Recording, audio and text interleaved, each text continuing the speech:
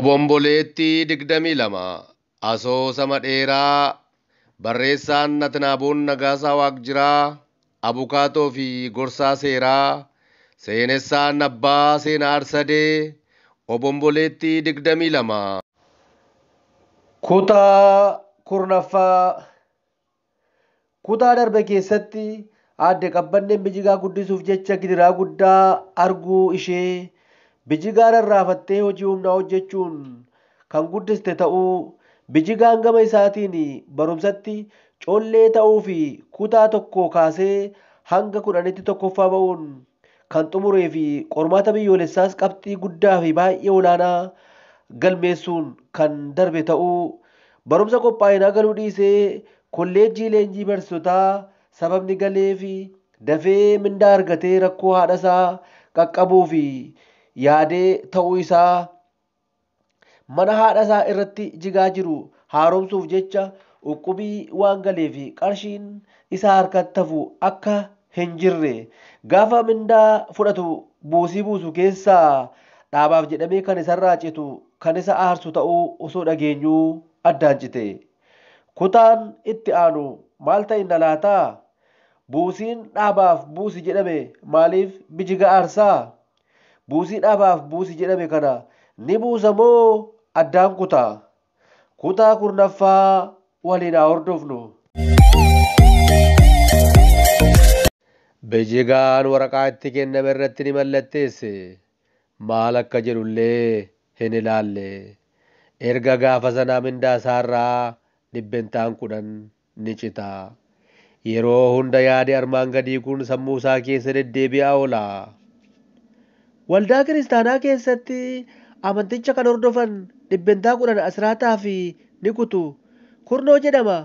Macaafa qulqulluu irratti macaafa seera ba'uu keessatti barreeffamee argama. Kunoo nurraas dhaabaaf jecha 10 kutaa jiru. Macaafa qulqulluu keessatti asirratti kan kaffalamu hojii waldaa kiristaanaa babal'isuu wangeelaaf jedhamee akka ta'e ifaadha. Nutis dhaaba kana babal'isaa jirra jechuudha. Dhaaba kana dagaagsaa jirra jechuudha. Hanga dhaaba kana babal'isnu miseensota keessatti laphee oromummaa osoo horre hin wayyu. Oromoo irratti hojjechuurra Oromoof akka hojjetanii sabboonummaa akka dagaagsanii osoo taasifne maal qaba? Sanas ta'e kana qarshii mindaa koo irraa citu hunda keessaa kan na gubu isa kana. Dhaaba gargaarra jedhu. Dhaaba gargaarra jechuu dhiisanii dhaabaan gargaaramna yoo jedhan hin wayyu. Dhaabichi dinagdeen gargaarsa tokkoyyuu hin barbaadu. Miseensoti dhaabaa aangoo adda addaa irra jiran hundi isaanii dureeyyiidha. Jedhee hafuura dheeraa baafate dhugaa isaatii. Miseensa taanaan aangoo argatta. Aangoo argannaan lafa Oromoo bakka barbaaddee filattee fudhatta. Maqaa maatii keetii fi fira kee hundaan fudhatta. Ijoollee mana bunaaf waraqaa eenyummaa sobaa baaftee bakka bu'iinsa fudhattee lafa maqaa isaaniin fudhatta. Yoo maqaa nama beektuu fixxe buchoof maqaa moggaaftee ittiin fudhatta. Kun hundi qarshiitti yoo jijjiirame miliyoonota fida. Matta'aan karaa aangoo dhufa. Aangoon karaa miseensummaa dhufa. Durgoon mindaanii fi dantaan adda addaa miseensa deggeru karaa dhaabaa dhufa. Kanaafuu miseensi dinagdeedhaan dhaabaan deggerama malee dhaaba deggeruu hin danda'u. Kun dhugaa diida jiruudha. Kanneen armaan olitti ibsaman kanaan dhaabaan osoo gargaaramanii akkamittiin dhaaba gargaarra jedhama? Nuti barsiisonni garuu barsiisuun ala aangoo hin qabnu. Tarii barataadhaan hin guyyaafatin, dabbasaa kee akkasitti hin muratin jechuu dandeenya ta'a. Inni iyyuu amma hafaa jira. Dhaabni miseensa nuun jedhu kun akka jaalleewwan keenya biraa bifa adda addaan dureessa nu gochuu hin dandeenye.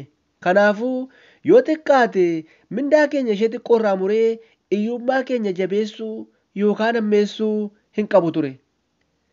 Kana gochuun kanneen dhaaba keenyaa fi ilaalcha gaarii hin qabne gammachiisuudha. Jedhee kolfee itti fufeesi. Barsiisotaan alaa miseensonni jiran garuu dhaabaan dinagdeedhaan deeggaramaa jiru. Deeggarsi dhaabichaaf barbaachisu kan yaadaati.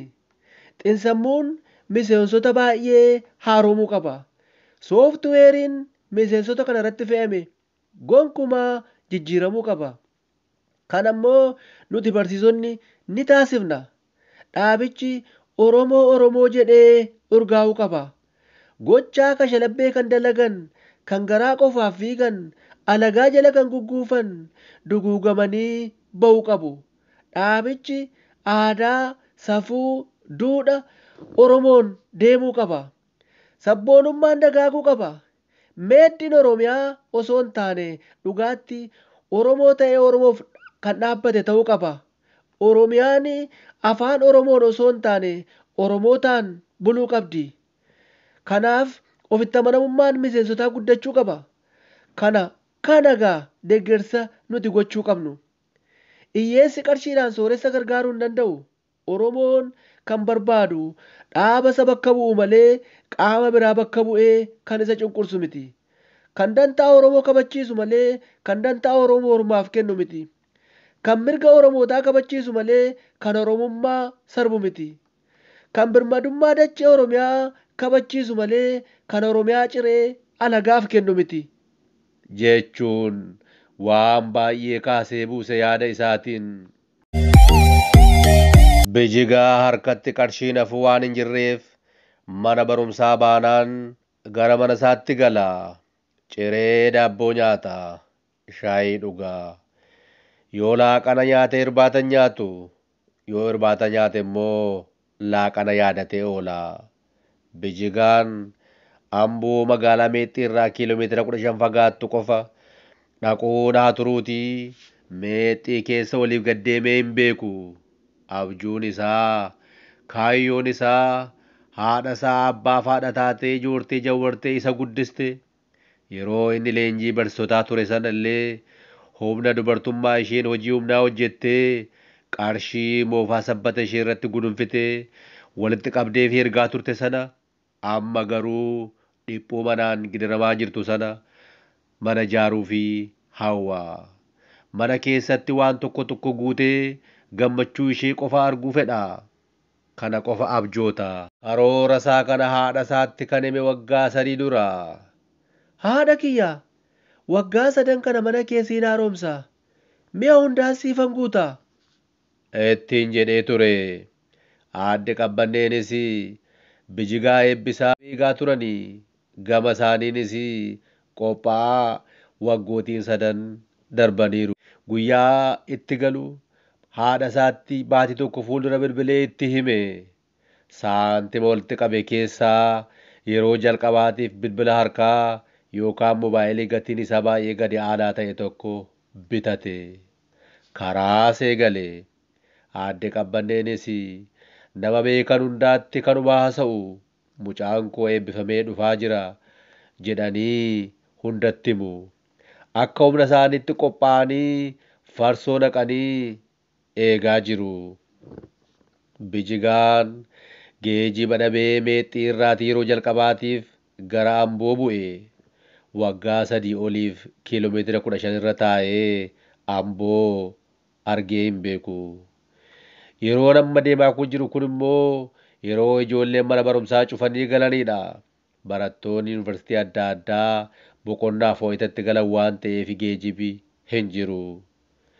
Ijoollee dallaalaatiif qarshii kaffalanii dhiya keessa magaalaa Ambootii ka'anii. Magaalaa Adaamaa gaafa gahan dhiyee galgala keessaa sa'aatii 2:30 ta'eera. Harmee isaa arguu, itti maramuu, ija ishee keessa laalee jaalala isaa ibsachuu, waan yaada fiixaan baasee gammachuu ishee arguuf yoo sardame illee aduu waan dhiyeef akka hin dandeenye bare. Halkanni akkatti dheeratuu fi hirribni akka isa hin qabne hubate. Garuu ta'aa buluu hin danda'u. Kanaafuu siree qabachuu barbaade. Hoteela Paanaa Afriik duuba siree tokko dhaqee qabate. Kutaa siree seene. Barii sa'aatii 11tti bahee deema jedhee waadaa ofii seenee Duddaan siree isaa gubbaa ciise. Yaadaan garuu sokkeera. Hirriba waan jedhamu hin jiru.